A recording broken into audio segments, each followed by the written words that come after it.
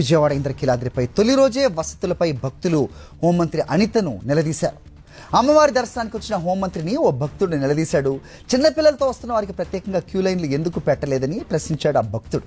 మరి ఈ రోజు నుంచి ఇంద్రకీలాద్రిపై దసరా ఉత్సవాలు ప్రారంభమయ్యాయి. మొత్తం 11 రోజుల పాటు ఈ ఉత్సవాలు ఈసారి జరగనున్నాయి. అయితే ఉత్సవాలకు సంబంధించి ఆర్భాటంగా ఏర్పాట్లు చేశామని ఆర్భాటంగా ప్రకటనలు చేసినప్పటికీ కూడా ఈ తొలి రోజే భక్తుల నుంచి నిలదీత అయితే కూడా చాలా స్పష్టంగా కనపడుతుంది. ముఖ్యంగా విఐపీలను తాకిడితో సామాన్య భక్తులకు ఇబ్బంది కలుగుతుందనే ఒక నేపథ్యంలో 500 టికెట్లను ఈసారి రద్దు చేశారు. అయితే 100-300 రూపాయల టికెట్లతో పాటు ఈ ఉచిత దర్శనానికి 2 క్యూ లైన్లు పెట్టామని చెప్పారు. అయితే ఏర్పాట్లు చేసిన సందర్భంలోనే ఎండోమెంట్ మినిస్టర్ కూడా చాలా స్పష్టంగా మీడియా కూడా ప్రశ్నించింది.